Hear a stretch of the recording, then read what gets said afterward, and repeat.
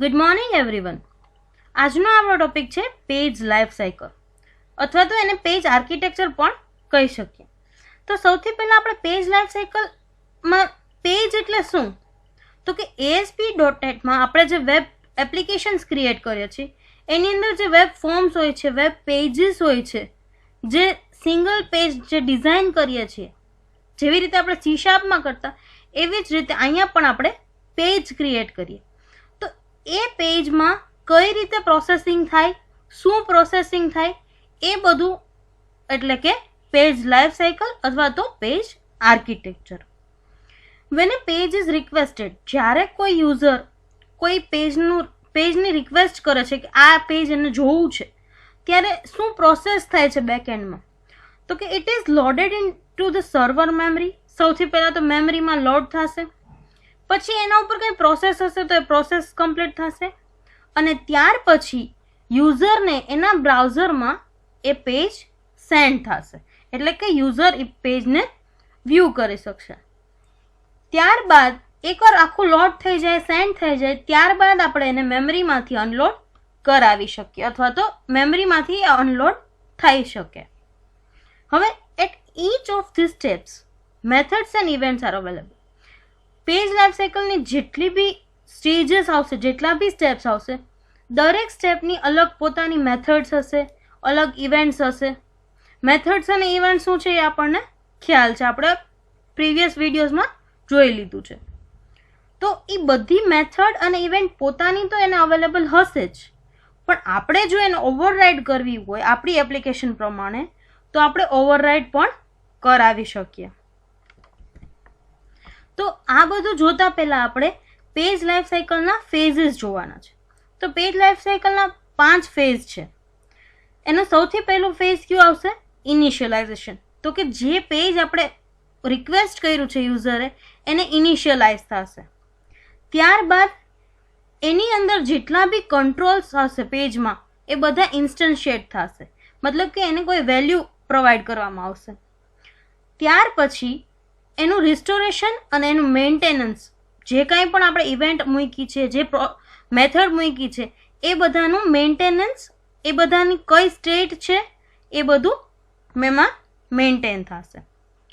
Next process શું થશે, તો કે જે ઇવેન્ટ હેન્ડલર કોડ મૂક્યો છે એનું એક્ઝિક્યુશન થશે. ફોર એક્ઝામ્પલ આપણે કોઈ બટન મૂક્યું છે પેજમાં, તો એ પેજમાં આપણે એ બટનની કોઈ ઇવેન્ટ હેન્ડલ કરાવી છે, જેના ક્લિક પછી કંઈ કોડ યુઝરને પ્રેઝન્ટ થશે. તો ઇવેન્ટ હેન્ડલર કોડ જે હશે એનું એક્ઝિક્યુશન થશે અને ત્યાર પછી યુઝરને ફરી વસ્તી પેજ રેન્ડર થશે. કઈ રીતે ફરી વસ્તી રેન્ડર થશે, તો કે જે બધું કંટ્રોલ મૂક્યા છે, કંટ્રોલ ઉપર કોઈ ઇવેન્ટ મૂકી છે, મેથડ મૂકી છે, એ બધી પ્રોસેસ થઈ જાય, ત્યારબાદ પાછું યુઝરને ડિસ્પ્લે કરે રિઝલ્ટ, એટલે કે પેજ રેન્ડરિંગ. તો આ આપણા 5 ફેઝિસ થયા પેજ લાઈફ સાયકલના. ત્યારબાદ આપણે જોવાનું છે different stages of page life cycle. તો એમાં ફર્સ્ટ સ્ટેજ કયો છે, તો કે પેજ રિક્વેસ્ટ.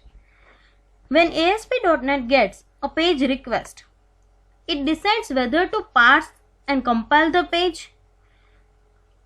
જ્યારે પેજની રિક્વેસ્ટ આવે ASP.NETમાં ત્યારે ડિસાઇડ કરે કે આ પેજને આપણે પાર્સ કરવાનું છે અથવા તો આપણે એને કમ્પાઇલ કરવાનું છે, અથવા એ પેજની કેશ વર્ઝન આપણે ક્રિએટ કરીને મેમરીમાં સ્ટોર કરવાનું છે. અને એ ડિસાઇડ કર્યા પછી એના એકોર્ડિંગલી એને રિસ્પોન્સ સેન્ડ થશે. તો આ થયો આપણો ફર્સ્ટ સ્ટેજ જે છે પેજ રિક્વેસ્ટ. નેક્સ્ટ છે starting of page life cycle. At this stage, the request and response objects are set. If the request is an old request or postback, the isPostback property of the page is set to true. હવે starting of page life cycle સ્ટેજમાં શું થશે, તો કે decide કરશે request object આવ્યો છે કે રિસ્પોન્સ ઓબ્જેક્ટ સેટ કરવાનો છે. હવે રિક્વેસ્ટ ઓબ્જેક્ટમાં જો ઓલ્ડ રિક્વેસ્ટ જ પાછી યુઝર કરતું હોય તો એમાં isPostback પ્રોપર્ટી ટ્રુ કરેલી હોય, એટલે કે એકવાર ઓલરેડી યુઝરની સિસ્ટમમાં, યુઝરની બ્રાઉઝરમાં લોડ થઈ ગયું છે એ જ પેજનું એ પાછી રિક્વેસ્ટ કરે છે, મતલબ કે પોસ્ટ બેક રિક્વેસ્ટ આવી છે. નેક્સ્ટ સ્ટેજ છે પેજ ઇનિશિયલાઇઝેશન. તો આ સ્ટેજમાં શું થશે તો કે જે કંટ્રોલ છે એ પેજના એ બધાને એક યુનિક આઈડી આપવામાં આવશે અને એ યુનિક આઈડીની પ્રોપર્ટી સેટ કરવાની થશે અને કોઈ પણ થીમ અગર અપ્લાય કરવી છે તો એ થીમ પણ પેજ ઇનિશિયલાઇઝેશન સ્ટેજમાં અપ્લાય થશે. ત્યારબાદ ફોર્થ સ્ટેજ આવે છે પેજ લોડ. એટલે કે યુઝરને જેટલી બી કંટ્રોલ પ્રોપર્ટીઝ સેટ કરાવી છે એ બધીની ઇન્ફોર્મેશન યુઝરના બ્રાઉઝરમાં લોડ થશે. એટલે કે એનું પેજ જે એણે રિક્વેસ્ટ કરી હતી એ લોડ થશે. ત્યાર પછીનો સ્ટેજ છે વેલિડેશન. તો વેલિડેશનમાં શું થશે તો કે જે પણ એને યુઝરે કંટ્રોલ અથવા મેથડને કાંઈ વેલિડેશન આપ્યું છે એ બધું એનું એક્ઝિક્યુશન કરશે. For example, user A text box એક રાખ્યું છે, એમાં એણે વેલિડેશન એવું મૂક્યું છે કે એમાં એને નંબર જ ઇનપુટ કરવા દેવા જોઈએ, એ આલ્ફાબેટ્સ નહીં. તો ત્યારે એ વેલિડેશન એક્ઝિક્યુટ થશે, ચેક કરશે કે એમાં વેલિડેશન છે કે નહીં, એ વેલિડેશન એક્ઝિક્યુટ થશે અને ઇઝ વેલિડ પ્રોપર્ટી પેજની ટ્રુ કરશે. આ એક્ઝામ્પલ મેં કંટ્રોલ માટેનું આપ્યું હતું, બટ અહીંયા આપણે પેજ માટે થઈને વેલિડેશન સમજવાનું છે. ત્યાર પછી આપણે જોવાનું છે પોસ્ટ બેક ઇવેન્ટ હેન્ડલિંગ. જ્યારે પોસ્ટ બેક રિક્વેસ્ટ આવતી હોય, મતલબ કે ઓલરેડી એકવાર યુઝરે લોડ કરાવેલું છે એ જ પેજને પાછું એને લોડ કરાવવું છે, ત્યારે એમાં કઈ રીતે એની ઇવેન્ટ હેન્ડલ કરવાની, કઈ રીતે એની ઇવેન્ટ ઇન્વોક કરવાની, એ પ્રોસેસ ક્યાં થશે તો કે પોસ્ટ બેક ઇવેન્ટ હેન્ડલિંગમાં. નેક્સ્ટ છે પેજ રેન્ડરિંગ. તો આમાં શું થશે, જે વ્યૂ સ્ટેટ છે પેજના, જે કંટ્રોલ બધા સેવ કરેલા છે એ બધા આમાં ઓકર થશે. The page calls the render method for each control and the output of rendering is written to the output stream class of the response property of page. તો સૌથી પહેલાં આપણે એ જોવાનું છે કે રેન્ડર એટલે શું.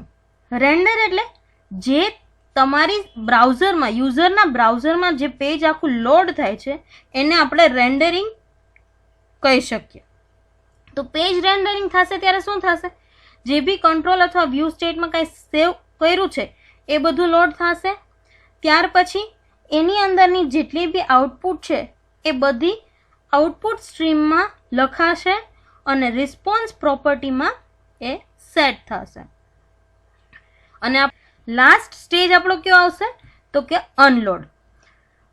એકવાર જ્યારે પેજ યુઝરને અથવા તો ક્લાયન્ટને સેન્ડ થઈ ગયું છે, રેન્ડર થઈ ગયું છે ક્લાયન્ટના સિસ્ટમમાં, ક્લાયન્ટના બ્રાઉઝરમાં, એની બધી પ્રોપર્ટી સેટ થઈ ગઈ છે, જેમ કે રિસ્પોન્સ, રિક્વેસ્ટ જે બી હોય એ, ત્યારબાદ બધી જ રિસ્પોન્સ અને રિક્વેસ્ટ મેમરીમાંથી અનલોડ થશે અને જેટલો બી ડેટા હશે એ બધું ક્લીનઅપ થશે. આ થયા આપણા different stages of page life cycle. તો સૌથી પહેલાં page request, next starting of page life cycle, page initialization, ત્યારબાદ પેજ લોડ, પછી કોઈ વેલિડેશન હશે પેજમાં તો એ, post back event handling, page rendering અને લાસ્ટ થશે અનલોડ. તો આપણે જ્યારે સ્ટાર્ટિંગમાં અહીંયા જોયું કે જે પણ પેજ લાઈફ સાયકલ છે એના અંદર પોતાની મેથડ્સ અને પોતાની ઇવેન્ટ્સ અવેલેબલ છે. તો એમાંની પેજની અમુક જે ડિફોલ્ટ ઇવેન્ટ્સ છે એ આપણે અત્યારે જોવાની છે. At each stage of page life cycle the page raises some events.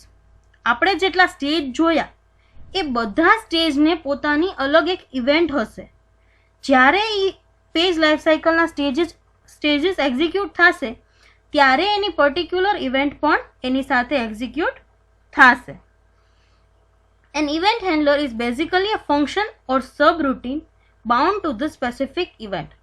Event handler શું છે, શું કામ છે ઇવેન્ટ હેન્ડલરનું તો કે જે ફંક્શન અથવા તો જે સબ રૂટીન છે એની સ્પેસિફિક ઇવેન્ટ સાથે જોઈન્ટ એને એ કોલ કરશે અથવા તો એને એ હેન્ડલ કરશે. તો હવે આપણે બધી પેજ લાઈફ સાયકલની ઇવેન્ટ્સ જોઈએ. તો એમાં ફર્સ્ટ છે આપણી પ્રી ઇનિટ. તો પ્રી ઇનિટમાં શું થશે? તો કે જ્યારે પણ પેજ લાઈફ સાયકલ લોડ થતી હશે એનો સૌથી ફર્સ્ટ ઇવેન્ટ જે રેઝ થશે એ છે પ્રી ઇનિટ. અને જ્યારે પણ પોસ્ટબેક પ્રોપર્ટી જો એને ટ્રુ મળતી હશે ત્યારે એ ચેક કરશે કે આમાં કયું પેજ એને લોડ કરાવેલું હતું અથવા તો કઈ રિક્વેસ્ટ એને પહેલાં કરેલી હતી. અને એના એકોર્ડિંગ જો પોસ્ટબેક પ્રોપર્ટી ટ્રુ મળશે એને તો એના એકોર્ડિંગ એની થીમ, એના માસ્ટર પેજ, એના કંટ્રોલ્સ એ બધું એ લોડ કરશે. અને આ જે ઇવેન્ટ છે એ ઓવરલોડ આપણે જો કરાવી હોય તો કાં તો ઓન પ્રી ઇનિટ મેથડથી આપણે ઓવરલોડ કરાવી શકીએ અથવા તો page underscore pre init handler through આપણે એને ઓવરલોડ કરાવી શકીએ. નેક્સ્ટ ઇવેન્ટ ફાયર થશે એ છે ઇનિટ. ઇનિટ એટલે કે ઇનિશિયલાઇઝ. જે પણ કંટ્રોલ પ્રોપર્ટી હશે, જે પણ કંટ્રોલ ટ્રી બિલ્ડ થતા હશે એની ઇનિશિયલાઇઝેશન બધી ઇવેન્ટ કોલ થશે. અને આ ઇવેન્ટને ઓવરલોડ કરવા માટે આપણી પાસે ઓન ઇનિટ મેથડ અને પેજ અંડરસ્કોર ઇનિટ હેન્ડલર આ બંને આપણને અવેલેબલ છે. નેક્સ્ટ ઇવેન્ટ જે ફાયર થશે એ છે ઇનિટ કમ્પ્લીટ. જ્યારે ઇનિશિયલાઇઝેશન થઈ જશે બધા કંટ્રોલનું ત્યાર પછી ઇનિટ કમ્પ્લીટ ઇવેન્ટ ફાયર થશે. એના પછીની ઇવેન્ટ છે લોડ વ્યૂ સ્ટેટ. તો જેટલા બી વ્યૂ સ્ટેટ આવતા હશે એ બધાને લોડ કરશે, એની ઇન્ફોર્મેશન બધી કંટ્રોલને પહોંચાડશે. ત્યાર પછી લોડ પોસ્ટ ડેટા. તો આ ફેઝમાં શું થશે? તો કે જે પણ ફોર્મમાં યુઝરે કાંઈ ફિલ કર્યું છે એ બધામાં જે પણ ડેટા આવતા હશે યા તો ડેટાબેઝમાંથી તો એ બધા ડેટાને લોડ કરશે. ત્યાર પછી આપણી પાસે છે પ્રીલોડ ઇવેન્ટ. તો પ્રીલોડ ઇવેન્ટ ક્યારે ઓકર થાય? જ્યારે પોસ્ટબેક ડેટા લોડ થતા હોય ત્યારે પ્રીલોડ ઇવેન્ટ ઓકર થાય. અને આ ઇવેન્ટને હેન્ડલ કરવા માટે અથવા તો આ ઇવેન્ટને ઓવરલોડ કરવા માટે ઓન પ્રીલોડ મેથડ પણ છે અને આપણે page underscore preload handler through પણ આપણે કરાવી શકીએ. ત્યાર પછી ઇવેન્ટ ફાયર થશે એ છે લોડ. એટલે કે જે આપણું પેજ છે ફર્સ્ટ ટાઈમ જો લોડ થતું હશે તો જે પણ એની ઇવેન્ટ છે એ કોલ થશે, જેટલા પણ કંટ્રોલ્સ છે એ લોડ થશે, એના ચાઇલ્ડ કંટ્રોલ્સ છે તો એ લોડ થશે.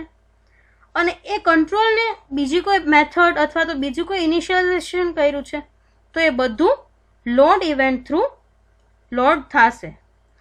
આને હેન્ડલ કરવા માટે આપણી પાસે ઓન લોડ મેથડ છે અને આને આપણે પેજ અંડરસ્કોર લોડ હેન્ડલરથી પણ હેન્ડલ કરી શકીએ. ત્યાર પછી છે લોડ કમ્પ્લીટ. જ્યારે એકવાર બધું લોડ થઈ જાય, પ્રોસેસ કમ્પ્લીટ થઈ જાય, બધા ઇવેન્ટ હેન્ડલ થઈ જાય ત્યાર પછી લોડ કમ્પ્લીટ ઇવેન્ટ એક્ઝિક્યુટ થાય અથવા તો ફાયર થાય.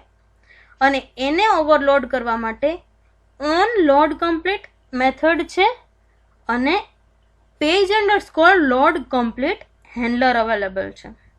ત્યાર પછી છે પ્રી રેન્ડર. તો કે જે ઇવેન્ટ ઓકર થાય છે જ્યારે પેજ રેન્ડર થશે એ પહેલાં પ્રી રેન્ડર ઇવેન્ટ ફાયર થશે. ત્યાર પછી આપણી પાસે છે પ્રી રેન્ડર કમ્પ્લીટ. તો કે એકવાર જ્યારે પ્રી રેન્ડર લોડ થઈ ગઈ, પ્રી રેન્ડર ફાયર થઈ ગઈ ત્યાર પછી જો એને પાછી ફાયર થતી હોય તો પ્રી રેન્ડર કમ્પ્લીટ મેન્શન કરશે આ ફેઝમાં કે બધી ઇવેન્ટ ફાયર થઈ ગઈ છે, કમ્પ્લીટ થઈ ગઈ છે. Pre render complete event fire થશે. ત્યાર પછી છે સેવ સ્ટેટ કમ્પ્લીટ. તો આ ઇવેન્ટ ફાયર ક્યારે થશે? જ્યારે પણ કોઈ ડેટા છે એમાં આપણે કાંઈ સેવ કર્યું છે, કંટ્રોલ સ્ટેટ અથવા એનું વ્યૂ સ્ટેટ, ત્યારે સેવ સ્ટેટ કમ્પ્લીટ ઇવેન્ટ ફાયર થશે. અને લાસ્ટ છે એ અનલોડ ઇવેન્ટ છે. તો આ સૌથી લાસ્ટ ફેઝ છે પેજ લાઈફ સાયકલનો, અને ઇવેન્ટ પણ આ સૌથી આપણી લાસ્ટ છે. તો એમાં અનલોડ ઇવેન્ટ ક્યારે રેઝ થશે? જ્યારે બધા કંટ્રોલ પેજ બધું લોડ થઈ ગયું છે, ફાઇનલ જ્યારે ક્લીનઅપ ચાલુ છે ત્યારે બધા રિસોર્સ ક્લિયર થશે અને અનલોડ ઇવેન્ટ એક્ઝિક્યુટ થશે.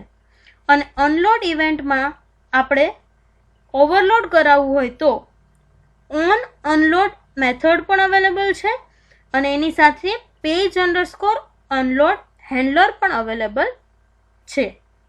તો આ થયું આપણું પેજ લાઈફ સાયકલ. એના આપણે 5 ફેઝિસ જોયા, ત્યાર પછી આપણે એના ડિફરન્ટ સ્ટેજીસ જોયા, અને ત્યાર પછી એ બધા જેટલા સ્ટેજ છે એની સાથે કોરિલેશનમાં જેટલી બી ઇવેન્ટ્સ ફાયર થાય છે એ બધી ઇવેન્ટ્સ જોઈ. That's it for today. Thank you.